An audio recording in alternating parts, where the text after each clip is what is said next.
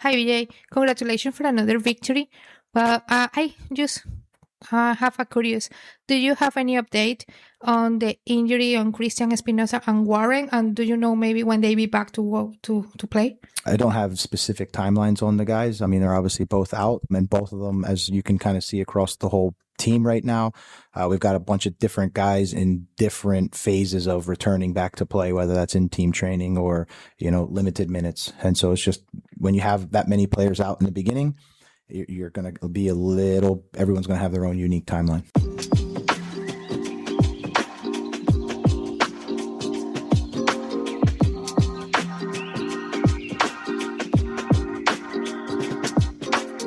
Good morning, afternoon, or evening to you, wherever you're listening from. It's Saturday, July 25th. I'm Russell Ries, and this is the Nashville Sports Report.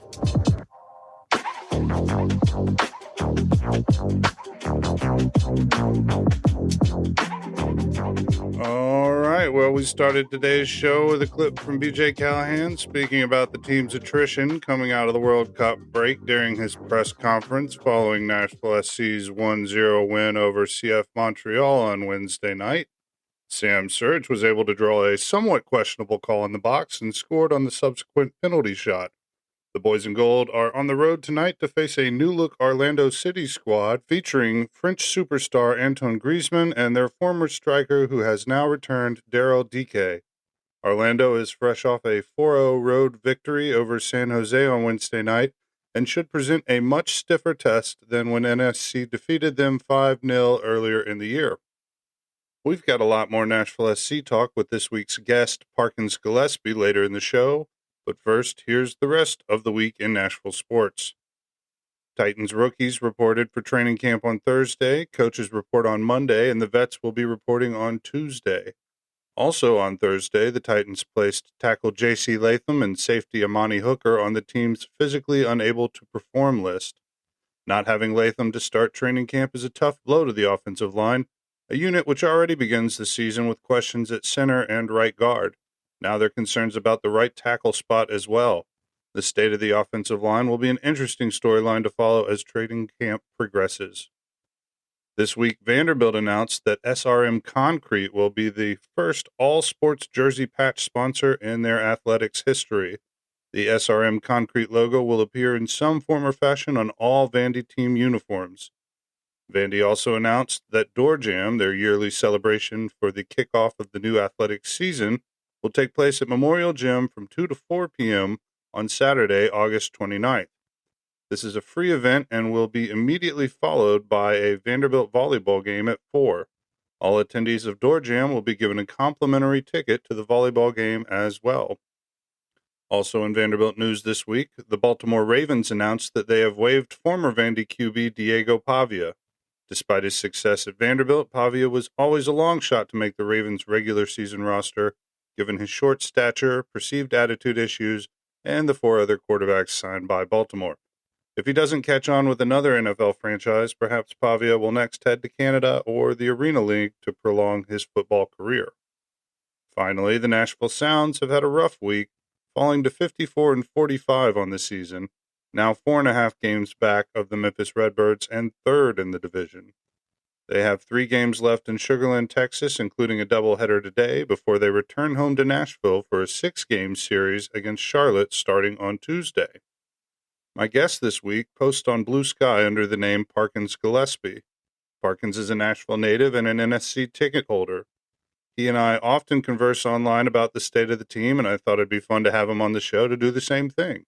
So I connected with Parkins on Thursday afternoon, and we discussed Nashville sports, the World Cup, and of course, Nashville SC. I hope you enjoy my conversation with Parkins Gillespie. All right, Parkins, thanks for coming on the show today. Yeah, thanks for having me. Excited to be here. Talk a little Nashville Soccer Club. Before we get into that, I am going to make you run the gauntlet of questions that I ask everyone when they come on the show, starting with, what is your favorite sport to play? Favorite sport to play is probably at my advanced age, it's probably golf. When I was a kid, I liked to throw the football around. Me and my cousin would play home run derby in the backyard, but these days it's golf. Of course, favorite is pushing it too. It kind of implies I enjoy it, but you know how golf is. Yeah. I always say if I get one good drive, one good chip, and one good putt, that's me for the day. Do you have a favorite course? Yeah. Indian Hills out here in Murfreesboro where I live.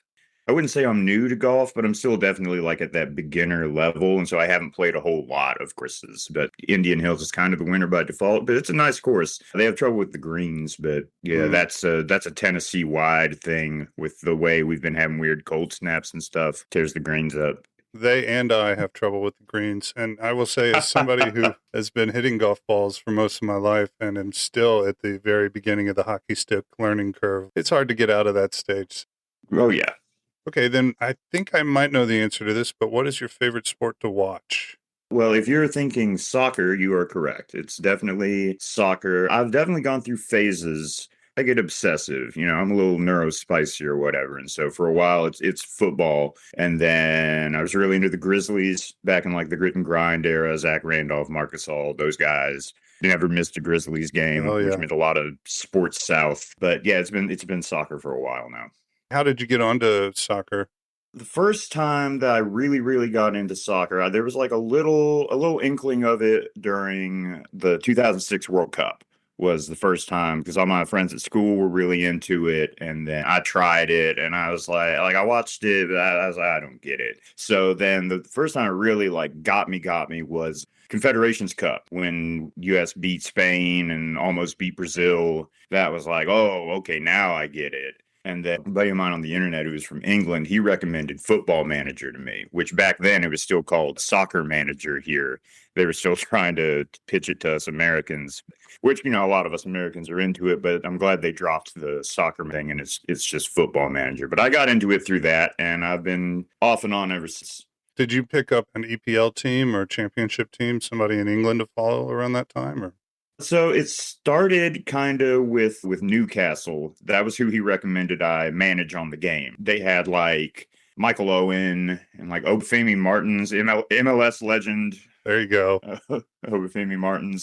So I managed them, and I was like, oh, well, I'll just root for them. And then they got relegated. This would have been 2010 or 2011. And that back then there wasn't a way for a broke, how old was I? I guess I would have been like 20 or 21. There was no way for me to watch them. So I picked a different team, and I was like, well, I don't want to root for like a really good team like a United at the time or Chelsea, Arsenal, those guys. So I was like, I'll pick Spurs. They'll never get relegated. And then we came this close. But I've kind of stepped away from following that kind of the European soccer just because like I love MLS, but there's definitely like levels to it, and if you watch too much Premier League and then you go back and you watch Alex Muehl or whoever, it's like, okay. I do think there was a bit of a culture shock for people going into that NSC Atlanta game last Friday night, coming in between some World Cup games. Oh, yeah. Well, yeah, lots of new faces for sure. Very Wednesday, too. Yesterday, Montreal was very crowded for a Wednesday night. Usually that's a ghost town, Yeah, really cool. Okay. What is your earliest sports memory? I think my earliest sports memory has to be, so I'm no older than 5, watching the Pro Bowl with my father. So he was a Cowboys fan at the time because he just liked whoever was good. And so he saddled me with the Cowboys curse for the rest of my life because I didn't know you could just change teams like he did. So I'm watching the Pro Bowl. I'm old enough to know that Troy Aikman is number 8. He's got the silver helmet with the blue star. And I am also old enough to know that we do not like the 49ers. I was not old enough to know that Steve Young, the quarterback for the 49ers, also wore number 8. So I'm watching the Pro Bowl, and there's Troy Aikman, and then all of a sudden, Troy Aikman is wearing a 49ers helmet. Oh. And so to me, it was like wrestling or something, like he was turning heel. By God, Troy Aikman. Damn you to hell. Like he had just switched in the middle of the game. It was definitely a lot for little 5-year-old me to take. But Dad was like, no, that's a different guy. Fortunately, I didn't dwell on that too long. Yeah, Troy Aikman's Healed is my first sports memory. That's incredible. All right, so how did you end up in Nashville? I was born here. I was born at Southern Hills Medical Center and grew up in Antioch. First, like 5 years, 6 years. Then we moved to Hendersonville, finished high school in Hendersonville, moved down to Murfreesboro for college, which it would be more accurate to say that I paid to live in the dorms. Attendance, not so much. But I was enrolled at Middle Tennessee State University. Go Raiders. And now I'm here. Right on. All right. Again, I think I may know, but which is your favorite Nashville sports team? Again, you are probably correct. It is Nashville Soccer Club. Nashville Soccer Club is the only one I follow really, really closely. My second favorite to go to is probably the Sounds. You know, you go catch a Sounds game on a Tuesday night or something, wiener dog night or whatever, and they're, it's just a good time. Minor league baseball is one of the peak sporting experiences, in my opinion. Prices are fair, and there's always something goofy going on. Watch the Country Stars race. Root for George Jones. If he shows up, that's half a win, right? Right, yeah. Fair. What is your favorite Nashville sports memory or moment? For the soccer club, it would be a Leagues Cup final. That was just, Messi in the building for the first time, packed to the rafters. The energy in that place was unbelievable. I don't know if you were there but anyone who was there that night will remember that was crazy. You had the Nashville fans, and then you had like 5 Miami fans, and then you just had everyone in Nashville who's been within 100 miles of Argentina was there, right? But it was just, I was behind the south goal, which is the same general area I sit now. So if there weren't a net on the goal, Messi's goal would have hit me and that was the one where I was like, I never want to miss another one of these again. Makes sense. Okay, so who would you put on your Mount Rushmore of Nashville sports? Well, so I kind of came up with 2. I have a for Nashville and a from Nashville. For Nashville, I think it's Steve McNair. Definitely, he's George Washington. He's like the first Nashville sports star. Steve, for sure, warrior, taught me what a sternum was. Remember, he had that broken sternum that he For kept. Sure. Pecorino, of course. You could go Shea Weber. You could go like Jordan Tutu. Pex is in the Hall of Fame. His resume speaks for itself. When I don't have to tell you he's good. I don't have to tell anyone he's good. So I think Peck is the safe choice. Hani Mukhtar, 100 goals for the club, first trophy. Again, resume speaks for itself. He's the man. I think a lot of people in Nashville would not put him on their Nashville sports Mount Rushmore just because they don't consider the soccer club to be that important. But, that's not a problem here. And yeah, he's definitely on there. And then kind of an out there one, but Don Mattingly. Played for the Sounds. I've got my Don Mattingly jersey that I wear pretty often. But yeah, and then from Nashville, Mookie Betts, multiple league MVP, I think, both AL and NL, multiple World Series, one of the greatest players of all time. Went to Overton with a few of my friends, actually. He's around my age. Golden Tate, not really Nashville, but Hendersonville, but greater Nashville. Funny story about that. He's also around my age, and he went to JP2. He's from Gallatin. I think JP2 is closer to like Rivergate kind of area. So me and my friends used to go to Chili's all the time because that's what you do when you're 17, right? And he was our waiter. He comes up and he's like, "Hey, my name is Golden. How can I help you?" Big football star. You gotta have a job, right? And he walks off, and one of my friends is like, "Do you think that was Golden Tate?" And I was like, "No, man, it's probably one of the other enormous black dudes in Hendersonville named Golden." Like, it was him. For anyone who is not familiar with Hendersonville, the demographics are very skewed toward the Caucasian persuasion. Very, very much so. And they like it that way. Me, not so much, but it's their town. I don't live there. They can do what they want with it. So what have I done here? Mookie Betts, Golden Tate, Jalen Ramsey, and then I was kind of looking for another name for my list, and we're really gonna have to go out there because this is really more like Clarksville. Wilma Rudolph. We'll claim her, and I think that's a nice way to round out I included Wilma Rudolph in my personal Nashville Mount Rushmore as well, just because, I mean, she was at Tennessee State and, Yeah, TSU, yeah. achieved all that there. So I think we can claim her. But Yeah. I love those answers. Those are both, I like the from and for. Those are great distinctions and very good answers. Well, thank you. Okay. Do you have any Nashville sports conspiracy theories or hot takes you want to share? Nashville sports conspiracy theories or hot takes, and I've been thinking about this one since you sent me the list of questions, and I'm honestly not sure. Here's a hot take. I think Derrick Henry kind of did more harm than good to the Titans' kind of chances of winning when he was here. Like, he won us a lot of games and he put up a lot of numbers. It definitely kind of felt like if the other team went up, Derrick's whole thing was you gave him 40 carries, and by the 20th or 25th carry, they're tired of tackling him, and then he starts moving the pile and getting the numbers and stuff. So if the other team got up 2 or 3 scores, it was like, okay, well, hold on a minute, we gotta give it to Derrick, because Tannehill was very serviceable, better than serviceable. That's not fair to Tannehill. He was a good quarterback, right? But it definitely felt like that was it was a lot like the grit and grind Grizzlies, where it's like we're playing the high-low post game, and meanwhile the Spurs are shooting 33s a game when 3's more than 2. But yeah, that'd be my hot take, is that Derrick Henry, not to badmouth the Nashville legend, but I think they maybe could have moved on from him a little sooner, or found a different way to work him into the offense. Again, people smarter than me tried that. Not a good pass catcher, so that's an element that you can't use him in.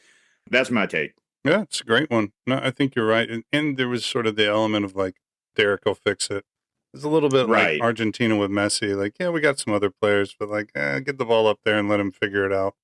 Yeah, definitely. You can have that happen with Hani Mukhtar. The first few years of Nashville's existence it's okay, we'll just defend like crazy, and then when we get the ball, give it to Hani, and he'll do something. That worked really well for a long time. Yeah, but, oh man, I'm so glad. No offense to Gary Smith, but I'm glad Gary Ball is over. But we'll get into soccer in just a second. Before that, Sure. I want to ask, and I guess you can expand this to Murfreesboro too, but this is my non-sports question. What is your favorite restaurant in Nashville or Murfreesboro, or both? There are no goods in Murfreesboro. I'll just go ahead and that's not true, but it's a lot of like chains and a lot of and Thai food. There's really good Thai food. So my favorite restaurant in Nashville, and there's a lot of incredible food in Nashville. There's a lot of haute cuisine. Well, I gotta go with this. It's just a burger, a beer. If you're of the beer persuasion, I'm not. I get the liquid death or whatever. But I just think I love me a dive bar. I love me a dive bar burger. It's got like Waffle House energy just with the fact that you can see into the kitchen. Not, people aren't like fighting there. Not that kind of Waffle House energy. But it's good every time. It's popular without being like too crowded or without like them pricing it accordingly. For me, it's Dino's. Great answer. Right on. All right. Well, thank you for answering those questions. We will pivot now into the world of soccer. I haven't really done much of a recap or coverage of the World Cup because this is primarily a Nashville-based sports show. But as a big soccer fan, I did want to get kind of your thoughts on the World Cup now that it's over. Did you have any favorite matches? I'm assuming you're a U.S. fan. You don't have to be. I am, but I also support many other teams. I'm not so much of a U.S. fan. I'm a fan of the country. I'm not so high on this group of players. I don't like Pulisic. I don't like Tim Weah. I don't like how they're seemingly, and I don't really pay close enough attention either to like, I know everything there is to hate about this team. It seems to me like what Tim Weah said about how other like Landon Donovan and Tim Howard and them are the word he used was evil. I don't know if you saw that quote. He said that they are evil for criticizing. Yeah. I can't get behind that. There are players I do like. I like Balogun. Weston McKennie is an absolute baller. Yeah. Alex Freeman, who, as an Orlando alum, I can't root for him too hard. And as the son of a Packer, that's another knock against him. But, I mean, I love a marauding right back. That's probably my favorite position to like. So having Andy has Oh my really like gosh, yes. been awesome, because that's what I like to see, is like a fullback that gets forward and contributes on offense. And so yeah, Alex Freeman, obviously he's a great player who hopefully he's going to achieve. He's very young, so hopefully he goes on to like bigger and better things. The sky's the limit For for that sure. kid, I think. As for favorite matches, Argentina played a lot of exciting matches. Cabo Verde obviously is the one that stands out. That was an incredible game. England and France, third place game. Neither of them wanted to be there, and so somehow it turned into a shootout. That was really exciting. Cabo Verde and Spain, 0-0 with the eventual champs. Yeah, those stand out to me, especially. There was some Brazil-Norway was a good game. Brazil-Japan was a good game. Yeah, I think those are the ones that stand out to me. I wish I had watched. I don't think I watched a single Tunisia match, and I wish I had, because then I'd have something to say about Elias Saad. Something to go off more than just YouTube highlights, which can make anyone look like the GOAT, right? Right. Yeah, I'm right there with you. I don't think I saw any Tunisia games either, but I don't know that we would have gotten much knowledge out of it anyways, given that they were getting their rears handed to them day in, day out. So, it's like Ahmad Qasim starting for Iraq, but they were just getting blown out. So. Right. He didn't get much. They didn't have the ball. Yeah, not a lot for him to do anything with it. Mm-hmm. All right. Well, speaking of Nashville SC player Ahmad Qasim, we're back. MLS is back. They have, I think, failed to capitalize on the moment of the World Cup, in my opinion. This weird, condescending, thank you, world, we'll take it from here thing that showed up right at the end was, I think, too little too late, personally. But it sounds like people are showing up. More people are showing up to NSC games so far. It definitely seems so. Just 2 games. The Atlanta game is always busy because that's a big rival, and because so many Atlanta people that come from Atlanta and people that are already here from Atlanta come to the game. So that one is always crowded. But for that kind of crowd on a Wednesday night against Montreal, because they're not traveling. I didn't see a lot of away fans. Definitely buzz around the World Cup, buzz around the team, because I even have friends who were into Nashville Soccer Club before I was, who were like, "Oh crap, we're in first." And it's like, we are in first. So I think people are starting to catch on. Nashville loves a winner. When the Titans are good, that building's packed too. But yeah, I definitely think the momentum for the club, kind of, because we were winning with Gary, but we weren't. It wasn't fun, right? It was fun to go to the games, but it was like Gary ball, like you touched, was not an enjoyable experience. Haram ball, as they call it, on the internet, kind of. Definitely, and then definitely towards the end of Gary's tenure, that turned a lot of people off, because then we weren't even winning anymore. We were playing this awful, turgid caveman soccer, and then the big thing on Instagram was Art School FC, right? Because we were always drawing. So every post by the club, the Instagram comments would just be lit up with our own fans, talking the most heinous trash. It's like, all right, guys. But yeah, so I definitely feel like that tide is momentum. The vibes are at an all-time high. Yeah, I think the vibes are feeling good right now. And, this whole Berhalter sale today, I got to thinking, I really enjoy the way they've constructed it. I think we've got a lot of quality players, but I don't think there's anyone that's going to get snatched up in the middle of the action, mid-season as it is right now. Right. And then I'm glad we're moving to the fall to spring model after the whatever they're calling the sprint season next spring. Yeah, the sprint season.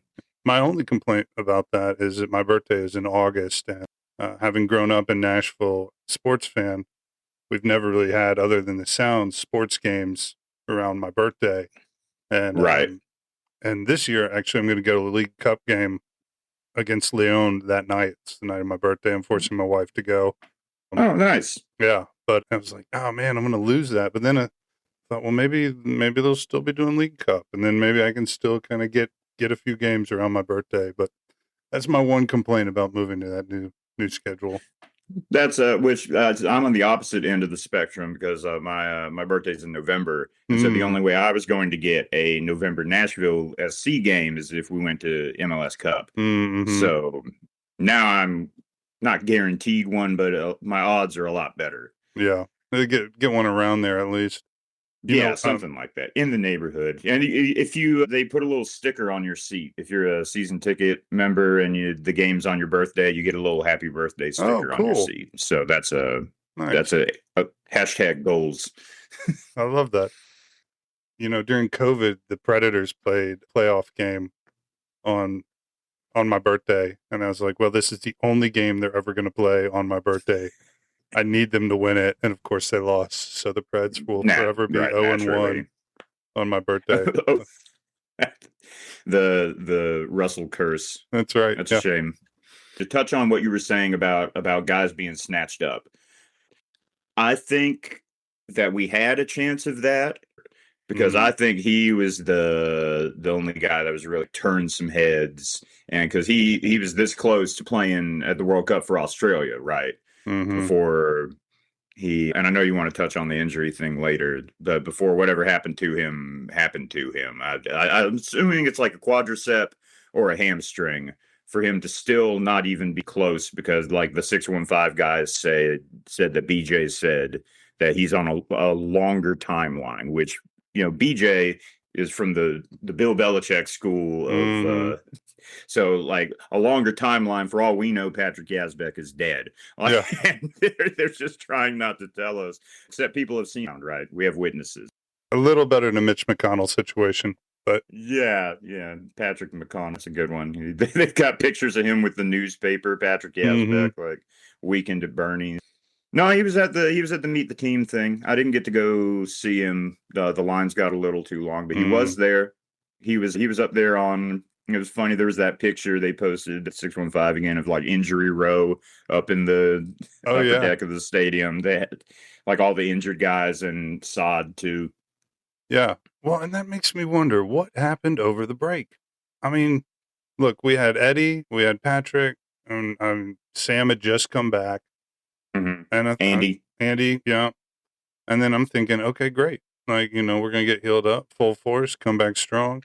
And they came back. What's it? Reed Baker-Whiting, Christian Espinoza, Eddie's back now, Madrigal. And I got questions about whatever happened with Madrigal down in Costa Rica.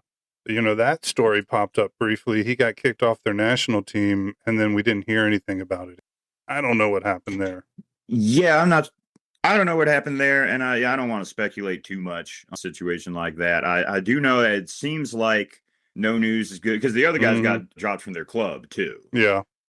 But those guys seem like it seems like they have a history kind of being troublemakers. And so this was more of a last straw. Like, it's not what they did was so bad that it warranted dismissal, but rather that okay, well, that's enough. We're sick of your nonsense. We're sick of your stuff. So I think on Madrigal, I think, you know, no news is good news. There was that article that came out because, like, he's on his best behavior, right? I think it was Claudio Villalobos who put out that article talking about, and we kind of talked about that guy at the time, where it was like, oh yeah, everyone in Costa Rica knows Warren Madrigal is a bad dude. It's like, I didn't know that. I mean, I'm not in Costa Rica either, but that seemed kind of, you would think that would have come up sooner. But yeah, I don't know what happened there, and I guess we never will. Yeah. But hopefully it was like a learning experience for him. He's really young. So, you know, that can be the kind of thing, put the fear of God in him, kind of, and like, okay, like, you know, you could lose this opportunity that you have, like, so hopefully. But as far as the injury thing, my theory with it is, because, you know, we play a very like intense game, very high pressing, high energy, and I could definitely like coming back from the break. You know, you're a professional athlete, you get into, you prepare for like you have like an off season, and then you get to where you're peaking athletically around the perfect time, and then it's kind of like when there's like a big thunderstorm in the middle of a game, and then someone pulls their hamstring after the break because you're not supposed to take a 2-hour break in the middle of your game. I think that's kind of what happened there is we just came back a little too intense, Mm. probably. And, like Christian Espinoza is not young. Andy, not young. And he also has like a history of it being injury prone. And we were actually a little fortuitous last year to have him as long as we did. Yeah. But yeah, that's kind of like, for us, it's like, well, that was whether it's like, oh man, 2 months off and then everyone's going to be golden. That was what we all thought. And then we came back with more injuries than we had when we left. So that's definitely curious, I would say. But it doesn't seem like it's too bad, except for like Yazbek, of course, it's long term. But I think it's just like bumps and bruises and knocks. And I think a little of it is BJ kind of learning his lesson from last year where he wasn't rotating enough, right? It was like, okay, well, let's win. He was trying to win every game, and which is great, except they're humans and August is hot. And we have a busy August. We have a game every 3 days for the entire month. Yeah. Because we got Leagues Cup, and then like this is a 3-match week where Atlanta and then Montreal and then in Orlando Saturday, which that's a big game. That's always a big game because it's Orlando. But Antoine Griezmann, they're suddenly hot. Whooped up on San Jose last night. Whooped San Jose for sure. They're supposed, they're the talk of the league, San Jose. So that's definitely a statement win for Orlando. You hate to see it. Yeah, sure do. Well, that's a great point about sort of the break and how they could have ramped up and whatnot. And kind of jumping back to one thing, I do think we've got some younger guys who are starting to come on a little. Like, honestly, I think Shaq Muhammad last night had a few touches, a few little flicks where he's starting to really, and maybe he's just vibing with Hani and some of the attack, but like, I think he's feeling himself right now. And I think if they can continue to build that confidence for him, one, it speaks well to the depth of it. Like, that's the kind of team you need. Like, in any sport, you got to have good depth and contributions. But I think he could be somebody in a year or so that could be going elsewhere, maybe. And I'm no talent scout, but I feel like he, with the goal on Friday and then last night, just really seemed to be comfortable and confident. And, and not everything worked out, but he was trying things, and exciting to see that. And I hope we can see more of the young youth revolution with the team. Yeah, that's definitely been one of the best things about BJ is bring these young people through. The Corcoran and like back towards the beginning of the year, Thomas Williams was getting a lot of run out. I was kind of hoping, like, it's always great to see the milkman in action, Captain Jack Mayer, but I was kind of hoping to see some Thomas Williams maybe. And there's still, I bet Leagues Cup.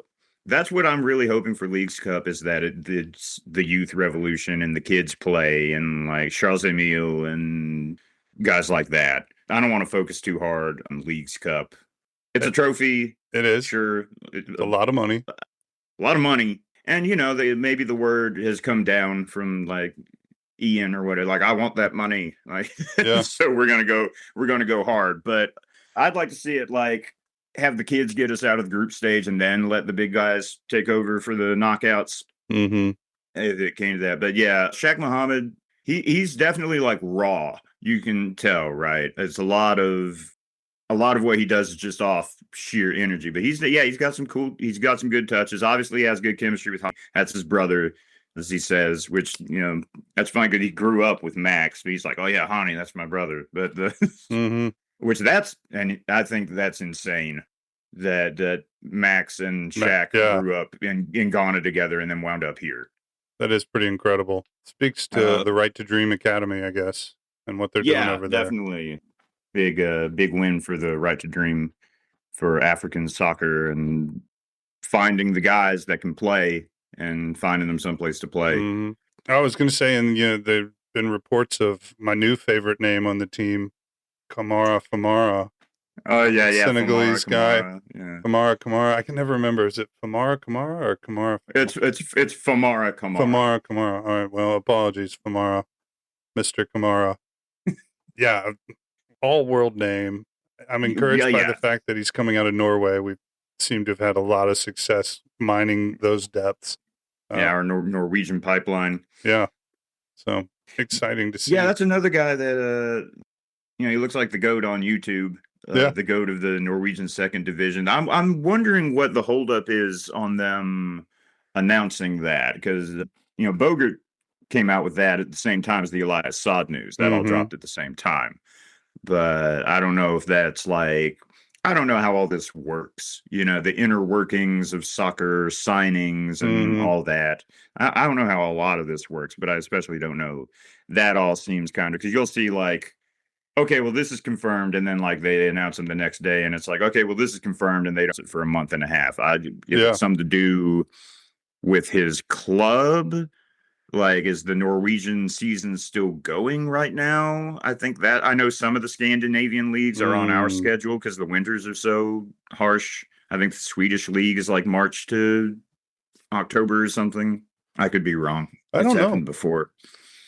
You're right, though. I feel like when they signed Joan Cadiz back in the day, that Bogert or somebody announced that or reported it, I want to say a month before the signing actually happened, and we're all sort of where's Cadiz? Where's Cadiz? And then, it turns out we didn't even want him. He didn't really even show up. So, but yeah, right.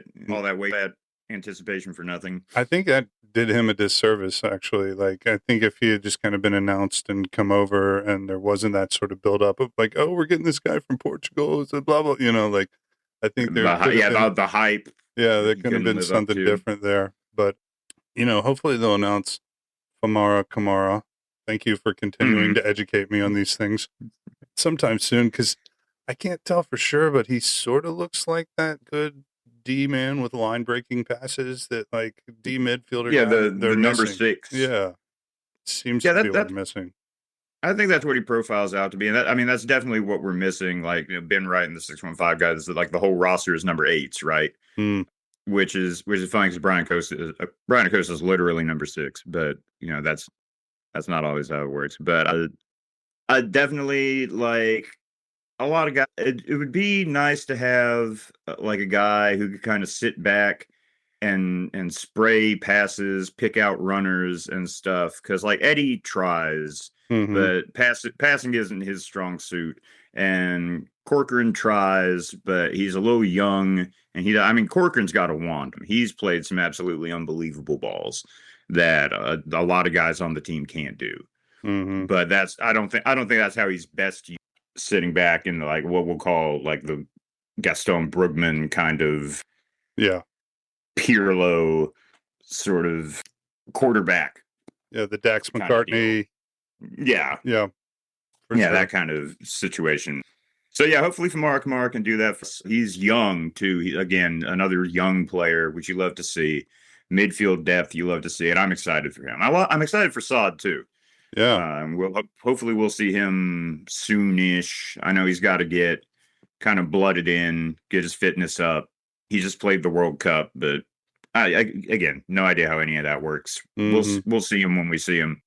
All right. Well, any other thoughts or just general Nashville SC stuff you want to get out into the world? Or I don't know. It's a good time to be a Nashville SC fan, right? It always is. Even I thought 2024 was a good time to be a Nashville SC fan. Maybe not so much the on pitch element of it, but I still went to every game and I still enjoyed every game. Maybe not the results so much. Definitely not the results so much, because you had that was a rough year.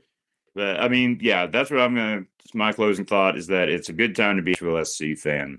And I'm very excited for what the future holds. And I've really enjoyed BJ's tenure as a whole. Hopefully he doesn't go to the national team, or at least he finishes the year. Because that was the big name. Talk about guys getting snatched up. If anyone's getting snatched up. Yeah, such a good point. And he has been, I think, consummate coach. He's always on message. It's sort of the Bill Belichick on to Cincinnati kind of thing. He's just got that focus and that drive. And they better keep their hands off of BJ. I hope he wants to stick around and see out at least the project of building out his team here. Yeah. That was, I was going to say that is really, that's our best hope, right? Is that, because that's what I always is this whole team, it's all been built for him, right?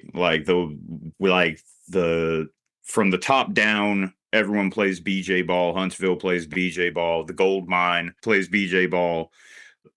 Just, I think having a situation that's tailor-made for him and where he can pick the place, where he's not stuck with Tim Ream and whoever, just, I don't want to bash too many USA guys, but you get what I'm saying. Yeah. The national team coaching, you get who you, man, maybe you get luck and some British guy was born at the airport and and he becomes your best striker. But mostly it's you kind of get who. Yeah, fair enough. That's a great point. But if I'm not trying to speak it into existence, but if it did happen, maybe at least we'd see Brian Schwacke, goaltender number 1. I think he would definitely take Schwacke with him. I think we're going to see Brian Schwacke number 1 goaltender, USA goalkeeper, sooner than later. I know Chris Brady from Chicago is kind of in the ascendancy there, but I think Schwacke's better than Chris Brady. I agree. No bias. No. One of these guys has given up 7 goals in a game. Guys has not, and it's not Schwacke. So yeah, I mean, if he keeps performing like he has, I don't think there's going to be a way to deny him by the end of the year. I mean, he's already all-star and everything, but I think he's 13 shutouts so far. Yeah, ties Joe Willis's team record in 60% of the games. So that's something. It's pretty amazing.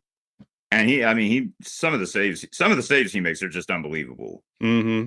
That's my soccer hot take, because I feel like a lot of soccer keepers could be replaced by a cardboard cutout, right? Like a scarecrow that just keeps people from trying stuff. I think there are very few keepers who genuinely change games, and Schwacke is one of them. And we're like him. Yeah, I agree.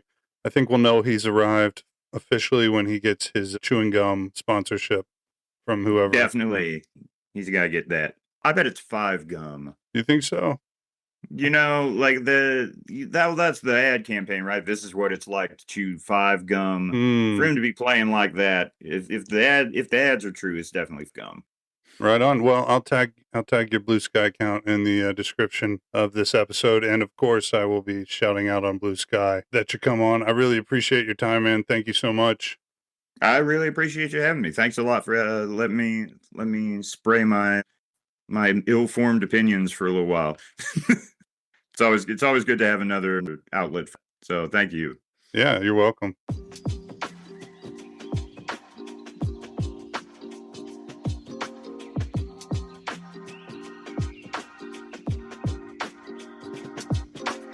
All right, that'll do it for us this week. I want to thank my guest, Parkins Gillespie. I have linked to his Blue Sky handle in the description below. A reminder, I will also have links to videos and other referenced items down there. There's also a way to reach out and contact us. If you would like to come on the show, please follow through with us on Blue Sky, Twitter at NSH Sports Report, or down in the description. There should be a link somewhere down there as well. I hope everyone has a wonderful weekend, and I'll talk to you next week.